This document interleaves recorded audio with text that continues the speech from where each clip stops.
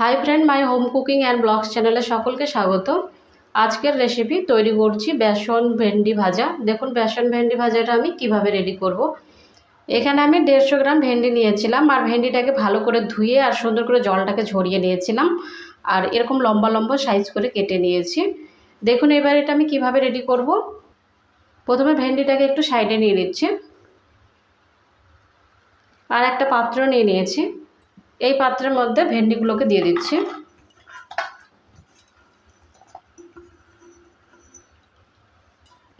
দিয়ে দিচ্ছি হাফ চামচ জিরার গুঁড়ো, হাফ চামচ লঙ্কার গুঁড়ো, 1 চামচ দিয়ে দিচ্ছি ধনের গুঁড়ো, হাফ চামচ লবণ, লবণটা স্বাদ অনুযায়ী ব্যবহার করবেন, আর হাফ চামচ হলুদ গুঁড়ো। দিয়ে দিচ্ছি বেসন, বেসনটা প্রয়োজন মতো ব্যবহার করবেন। 3 চামচ আমি বেসনটা ব্যবহার করলাম। বেসনটা দেওয়ার পর হাতের সাহায্যে ভালো করে এভাবে করে মেখে নিতে হবে।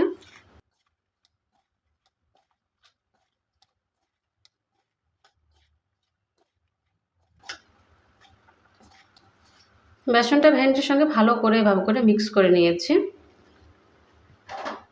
আর একটা ঢাকনা দিয়ে ঢেকে দিচ্ছি 5 মিনিটের জন্য। 5 মিনিটের জন্য রেস্টে রেখে দিচ্ছি।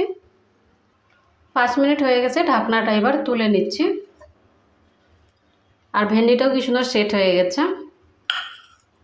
এবার এই পাত্রটাকে সাইডে নিয়ে নিচ্ছি। গ্যাসটাকে অন করে দিয়েছি আর একটা কড়াই বসিয়ে দিয়েছি। কড়াইটাকে ভালো করে হিট করে নেব। কড়াইটা হিট হয়ে গেছে, এবার দিয়ে দিচ্ছি সরষের তেল।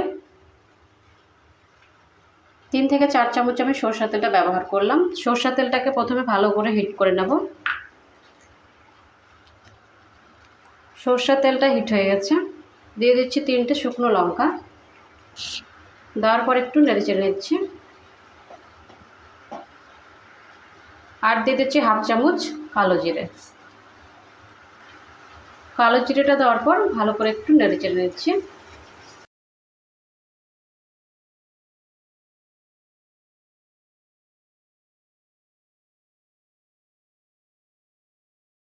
শুকনো লঙ্কা কালো জিরে ভালো করে ভাজা হয়ে গেছে।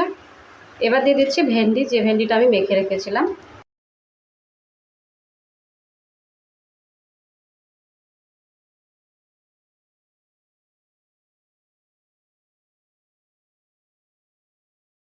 ভেন্ডিটা দেওয়ার পর নেড়ে চেড়ে নিচ্ছি।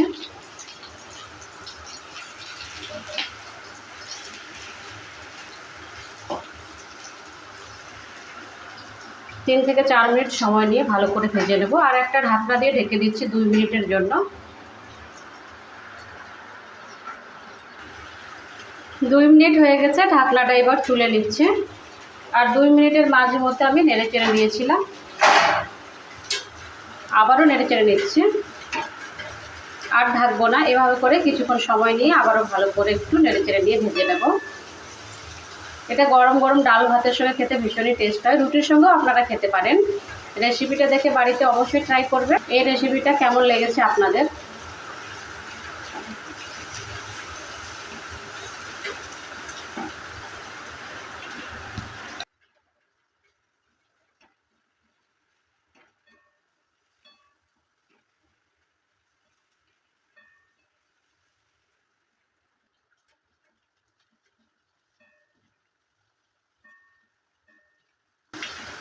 আর দিয়ে দিচ্ছি 2 চামচ শুকনো নারকেল গুঁড়ো। এটা অপশনাল, আপনাদের যদি পছন্দ হয় আপনারা ব্যবহার করবেন, আর যদি পছন্দ না হয় তাহলে ব্যবহার করবেন না।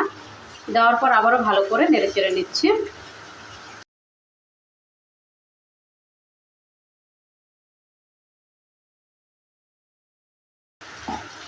বেসন ভেন্ডি ভাজা রেসিপিটা রেডি হয়ে গেছে। এবার গ্যাসটা অফ করে নামিয়ে নিচ্ছি।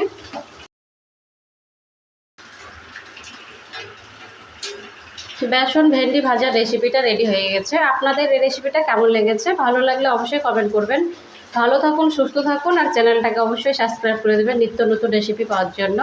বাই ফ্রেন্ড, নেক্সট ভিডিও আবার দেখা হবে।